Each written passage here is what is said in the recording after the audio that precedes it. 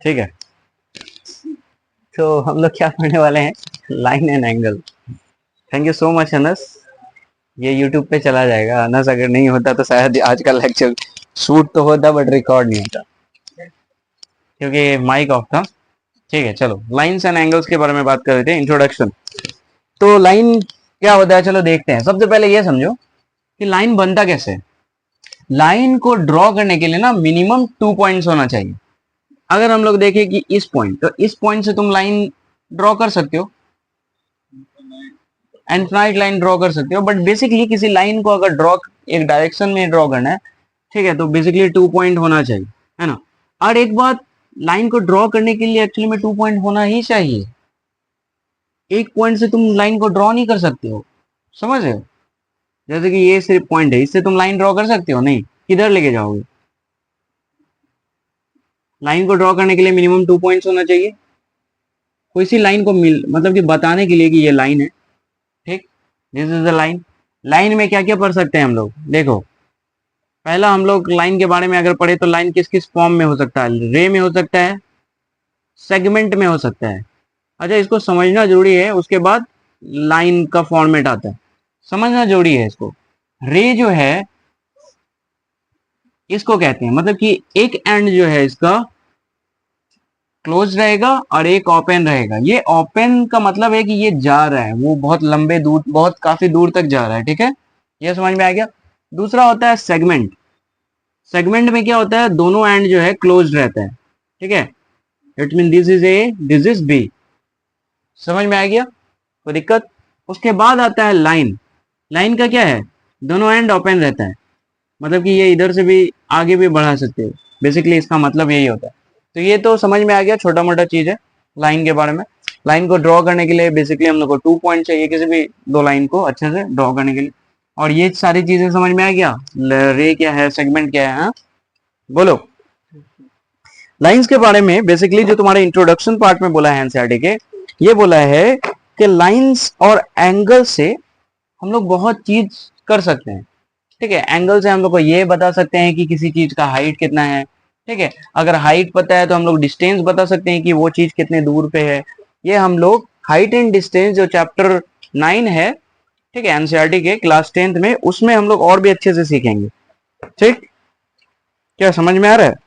तो अब हम लोग कुछ बेसिक टर्म्स एंड डिफिनेशंस पे आते हैं, ठीक है। चलो, तो रे समझ में आ गया तुम लोगों को, बोलो। रे समझ में आ गया, लाइन सेगमेंट समझ में आ गया, क्या लाइन समझ में आ गया, कोई दिक्कत है, नहीं है, ठीक। अच्छा, रे को डिनोट कैसे करते हैं, मान ली कि ये P है, ये Q है, तो रे को हम लोग इस तरह से डिनोट करते हैं, देखो PQ, एंड इस पे बस एक एरो का निशान, और इस तरह से, मतलब उस तरफ अगर डायरेक्शन है तो उस तरफ, इधर है तो इधर दे सकते हो। ए बी को सिर्फ सिंपल ए ऐसे डिनोट करते हैं, चाहो तो सिर्फ ऐसे दे दो, ठीक। और इसको मान लो कि आर एस नाम ले लेते हैं, ये क्या है, ये लाइन है, तो इसको ऐसे दिखा सकते हैं, इधर भी एरो इधर भी एरो, ठीक। इसका मतलब ये क्या है, अगर तुमको सिर्फ पी क्यू दे दे तो तुमको समझ में आ जाएगा ना कि ये रे है, क्योंकि एक एंड क्या है, क्लोज्ड है, एक तरफ ओपन है, ठीक है। एरो का निशान जिधर है उसको ओपन कहते हैं। ये समझ में आ गया, कोई दिक्कत, बताइए।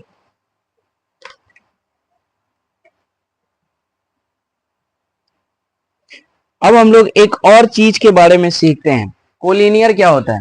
देखो, ये बेसिक सी चीज है, ये बेसिक बेसिक चीज के बारे में हम लोग बात कर रहे हैं, ठीक है। कोलिनियर पॉइंट, कोलिनियर पॉइंट्स क्या होता है, समझो इस चीज को। कोई भी ऐसा पॉइंट, कोई भी ऐसा पॉइंट जो एक ही लाइन पे हो, मतलब 3 और मोर पॉइंट्स लाई ऑन 3 और मोर पॉइंट्स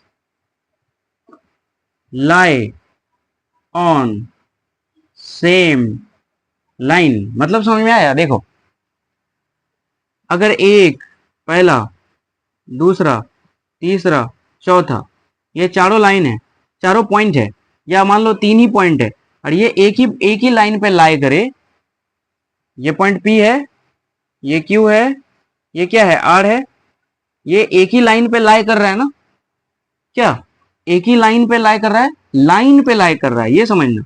ये क्या है हम लोग का, ये लाइन है। एंड जब 3 पॉइंट लाइन पे लाई करते हैं तो उसको ही कोलिनियर कहते हैं, ठीक है। और एक चीज याद रखना दिमाग में कि 3 पॉइंट अगर कोलिनियर है तो उससे कभी तुम मतलब कि कोई भी ट्रायंगल फॉर्म नहीं हो पाएगा। क्यों नहीं हो पाएगा, 3 पॉइंट तुमको दे दिए। अच्छा ये बात तो पता है कि हम लोग को ट्रायंगल फॉर्म करने के लिए 3 पॉइंट होना चाहिए, 1 2 3, है ना। बट ट्रायंगल में होता क्या है, ध्यान से देखोगे ना, ये एक लाइन है, ये एक लाइन है, ये भी एक लाइन है, 3 अलग अलग लाइन है। एंड ये जो पॉइंट है एक लाइन पे नहीं है, समझ रहे हो। बट कोलिनियर का क्या कंसेप्ट है कि तीनों पॉइंट जो है, या तीन से ज्यादा पॉइंट एक लाइन पे होना चाहिए। ये लाइन है, अगर इस पे 1 2 3 4 मतलब ABCD 4 पॉइंट है, चारों पॉइंट एक ही लाइन पे लाई कर रहा है ना, इसका मतलब ये क्या होगा, कोलिनियर होगा। ये समझ में आ गया कोलिनियर क्या होता है, बोलो। Non collinear, non collinear points क्या होता है। अच्छा अब तो तुम लोगों को समझ में आ गया होगा। कोलिनियर का मतलब जो 3 पॉइंट एक ही लाइन पे हो, तो नॉन कोलिनियर बिल्कुल इसका अपोजिट, क्या मतलब कि कोई भी 3 पॉइंट ले लो। अच्छा यहां से ट्रायंगल वाले पॉइंट को हटा देते हैं, अब इसको इधर इधर रख देते हैं, 3 या 4 पॉइंट ले लो तुम, इस तरह से मान लो कि 3 ही ले लिए, ये क्या होगा, नॉन कोलिनियर है क्या। मान लो ऐसा ही ले लो तुम, ये सारे पॉइंट को मिला दो, हम लोग क्या कह सकते हैं, ये पॉइंट्स क्या है, नॉन कोलिनियर। ये सारे पॉइंट जो हैं ये क्या हैं, ABCD PQRS, they all are non collinear. Because क्यों है नॉन कोलिनियर, क्योंकि एक लाइन पे लाई नहीं कर रहे हैं। समझ में आ गया, ये कुछ बेसिक्स कंसेप्ट है, समझ में आया क्या। इसको उतार लो जल्दी से, ठीक है, फिर और कुछ सीखते हैं। चलो उतार लो, ठीक है। अब हम लोग लेक्चर पे आते हैं, लाइंस एंड एंगल्स के, ठीक है। चलिए लेक्चर पे आते हैं, लाइंस एंड एंगल्स के कुछ बेसिक टर्म्स एंड डिफिनेशंस, ठीक है। मतलब कि सारा बेसिक्स ही है, तो इसमें basics and terms and definition क्या लिखे, डायरेक्ट बेसिक्स पे आते हैं। अब हम लोग बात करेंगे कुछ एंगल्स के बारे में, ठीक है, क्या कर सकते हैं ना। अगर दो रेज किसी एक पॉइंट से ओरिजिनेट होता हो, ध्यान से देखना, रे समझ में आ गया। अगर दो रेज किसी एक पॉइंट से ओरिजिनेट होता है तो क्या बनता है, एंगल। मान लो इसको थीटा मान लेते हैं, थीटा क्या है, एंगल है। ध्यान से देखोगे, एक पॉइंट है जहां से दो रे जो है ओरिजिनेट हो रहा है ना, एंड उसके बाद क्या बना रहा है, बताओ। ठीक है। और the rays making an angle are called the arms of angle. ये जो रेज है जो एंगल बना रहा है इसको आर्म्स ऑफ एंगल भी कहते हैं, ठीक है। खैर उन सब चीजों पे ज्यादा हम लोग ध्यान ना देते हुए हम लोग आते हैं एक पॉइंट पे। अगर एक चीज और देखो, ये जो दो लाइन है, ये जिस पॉइंट पे ऐसे, जिस पॉइंट से निकल रहा है, इसको हम लोग एक और चीज कहते हैं, क्या कहते हैं बताओ, वर्टेक्स, ठीक है। पोलर फॉर्म है वर्टिसेस, ये वर्टेक्स है, VERTEX, समझ में आ गया। अब ये चीज तो समझ में आ गया। अब ये एंगल को अगर तुम थोड़ा सा ध्यान से देखोगे, अब यहां से ही मान लो कि केसेस बना लेते हैं। एक केसेस ये हो गया, चलो इसको पहले केस 1 का नाम दे देते हैं, ठीक है, समझने के लिए, क्योंकि इसमें हम लोग 3 केसेस को पढ़ेंगे। केस 1, ये क्या है बताओ, ये वर्टेक्स है। केस 1 में बेसिकली हम लोग ये सीखते हैं, कोई भी angle, if the angle is less than 90 degree then known as acute angle, ठीक, समझ में आ गया। ये एक्यूट एंगल का केसेस है, किसका है, एक्यूट एंगल। अच्छा एक्यूट एंगल क्या होता है सर, कोई भी एंगल अगर वो 90 से छोटा हो, किससे, बताओ। एक्यूट एंगल का केसेस ये है 90 से छोटा और 0 से बड़ा, क्योंकि 0 पे तो ये ऐसा लाइन बन जाएगा, 0 से थोड़ा सा बड़ा होगा। समझ रहे हो क्या? समझ में आ रहा है कि नहीं बताओ? 0 से थोड़ा सा बड़ा होना चाहिए बट 90 से छोटा। ये 90 होता है, ये बात तो पता है हम लोगों को।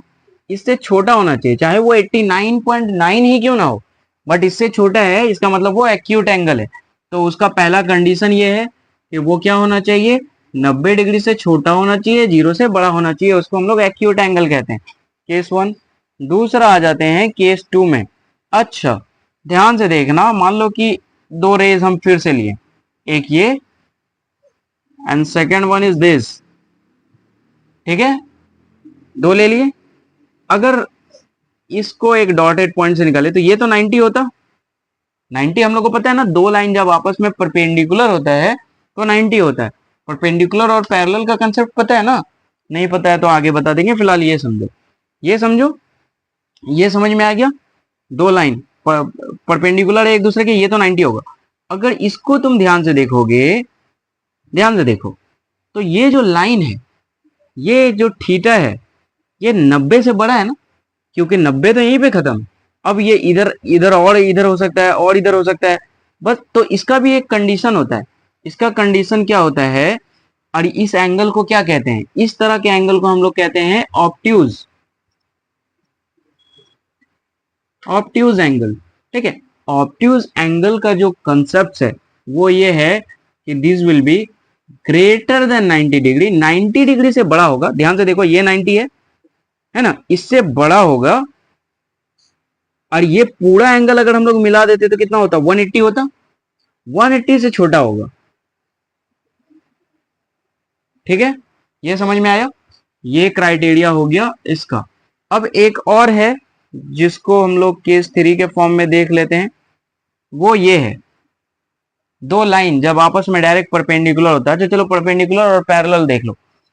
जब भी लाइन एक दूसरे के परपेंडिकुलर हो, एक दूसरे पे लंब हो, एक लाइन दूसरे पे ऐसे लंब हो और एकदम स्ट्रेट हो, इधर भी 90 बनाता हो, इधर भी 90 बनाता हो, ठीक है, इसी को क्या कहते हैं, परपेंडिकुलर, परपेंडिकुलर, परपेंडिकुलर कहते हैं। दो लाइन जब इस तरह से हो कि आपस में कभी भी कट ना करे आगे जाके भी, उसको क्या कहते हैं हम लोग, पैरेलल कहते हैं। ठीक है, पैरेलल ऐसे डिनोट करते हैं, परपेंडिकुलर को ऐसे डिनोट करते हैं। ठीक, छोटा सा चीज था, समझ में आ गया? तो ये दोनों लाइन आपस में क्या है, परपेंडिकुलर है, नाम दे देंगे अगर इसका पी क्यू आर एस। देखोगे तो ये परपेंडिकुलर है। ठीक है, तो ऐसे लाइन को हम लोग क्या कहते हैं, मतलब कि ये एंगल जो परपेंडिकुलर है और जो 90 डिग्री बनाता है ना, उसको हम लोग कहते हैं राइट एंगल, राइट एंगल। ठीक है, समझ में आया? इसका मतलब थीटा क्या है, 90 डिग्री। ये तीन चीज समझ में आया कि नहीं? ये फिलहाल बेसिक्स है, बहुत ही ज्यादा बेसिक्स है, समझ में आ गया होगा, कोई दिक्कत? ये तीनों चीज को उतार लो, लाइंस एंड एंगल्स में कुछ बेसिक्स, फिर हम लोग आगे की चीजों को देखते हैं। चलो ठीक है, लाइंस एंड एंगल्स में हम लोग क्या क्या देख लें, तीन चीज देख लें। केस 3, केस तो बोल, केस लिख भी सकते हैं, नहीं भी ले सकते हैं, बट ठीक है, ऐसे लिख देते हैं केस के ही फॉर्म में। एक और केस, स्ट्रेट एंगल किसको कहते हैं, इसके बारे में देखते हैं। देखो, ये एक लाइन है, ठीक, ये एक लाइन है, और इस पे अगर हम लोग इसको कंप्लीट एंगल बनाए तो ये कितने डिग्री का एंगल बनाएंगे बताओ? ये जो थीटा है 180 डिग्री। इसी को हम लोग क्या कहते हैं पता है,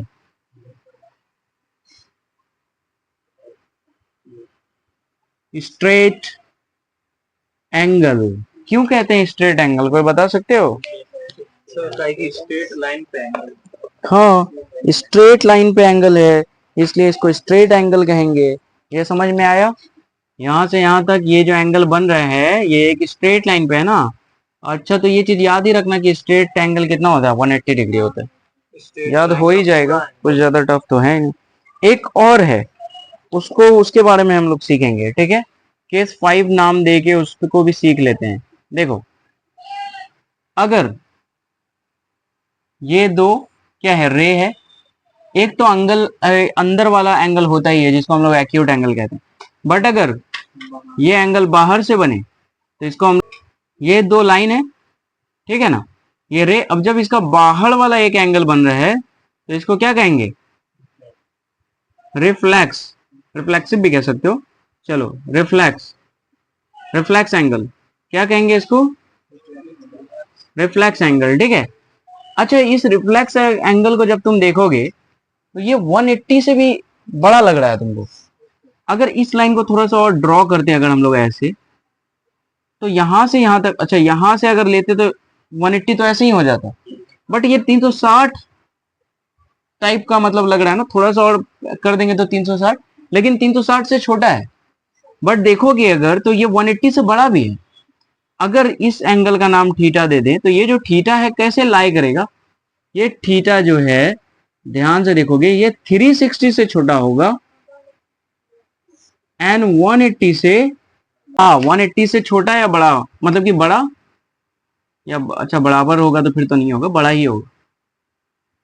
बट यहाँ पे 270 भी लिख सकते थे हम लोग, बट 180 क्यों लिए, क्योंकि 180 से बड़ा और 270 से बड़ा दोनों इसमें आ जाएगा इसलिए।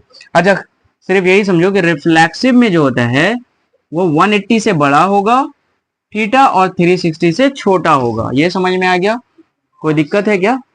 ठीक। अब कुछ और पॉइंट है जिसके बारे में हम बात कर लेते हैं। देखो ये छोटी छोटी से पॉइंट्स है, हम लोग को बहुत हेल्प करेगा, ये सारा की है, ठीक है, प्रॉब्लम को खोलने में बहुत मदद करेगा। ठीक, तो अब हम लोग जानते हैं कि कॉम्प्लीमेंट्री एंगल क्या होता है, ठीक है, उसके बारे में थोड़ा सा जान लेते हैं। कॉम्प्लीमेंट्री एंगल छोटा सी चीज है, मान लो कि कोई भी दो एंगल ले लेते हैं, angle A plus angle B. जब कोई भी दो एंगल का सम 90 डिग्री हो ना तो उसको कॉम्प्लीमेंट्री एंगल कहते हैं। याद रहेगा क्या, ये काम आएगा आगे में, याद रखना, ठीक है। दूसरा आते हैं सप्लीमेंट्री एंगल।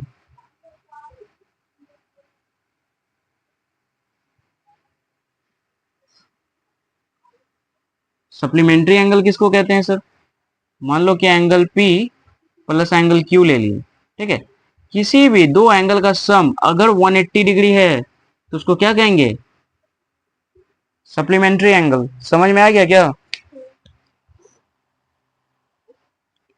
सप्लीमेंट्री, समझ में आ गया। कॉम्प्लीमेंट्री एंगल किसको कहते हैं और सप्लीमेंट्री एंगल किसको कहते हैं, इसमें कोई डॉट है बताइए, समझ में आ गया ना।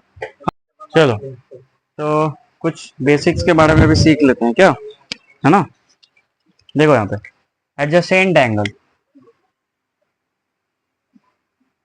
अगर हम लोग ध्यान से देखें, ये तीन लाइन ड्रॉ कर दिए एक पॉइंट से, ठीक है, इसका नाम ओ रख दो, ये P है, ये Q है, ये R है ना। यहाँ पे अगर तुम ध्यान से देखोगे, एक ये एंगल बन रहा है, दूसरा ये एंगल बन रहा है, ये जो दो एंगल है ना POQ एंड QOR, ये दोनों एंगल को ही एडजेसेंट एंगल कहेंगे, मतलब कि बगल वाला एंगल, उसी को क्या कहते हैं, एडजेसेंट एंगल कहते हैं। समझ में आ गया। अगर हम लोग यहाँ पे ऐसे कहें कि एंगल POR, तो इसको लिख सकते हैं ऐसे, angle POQ plus angle QOR, ये दोनों एंगल क्या होगा, एडजेसेंट एंगल होगा। समझ में आया क्या, ठीक। अब line linear pair of angles क्या होता है उसको देखते हैं हम लोग, ठीक है। दूसरा पॉइंट में हम लोग देखते हैं linear pairs of, linear pair of angles, pair of angles. देखो लीनियर पेयर ऑफ एंगल्स क्या होता है, अगर हम लोग एक स्ट्रेट लाइन लें, ये एक स्ट्रेट लाइन है, ठीक है, और मान लो कि ये एक लाइन ले लिए इस पॉइंट से, इसका नाम दे देते हैं क्या, इसका नाम दे देते हैं PQ, इसका नाम दे दो R, ये है O, है ना, ठीक है। तो जब भी ये एंगल और ये एंगल, इस दोनों एंगल को अगर हम लोग जोड़ दें तो कितना डिग्री का एंगल बनाएंगे बताओ तो? 180 डिग्री।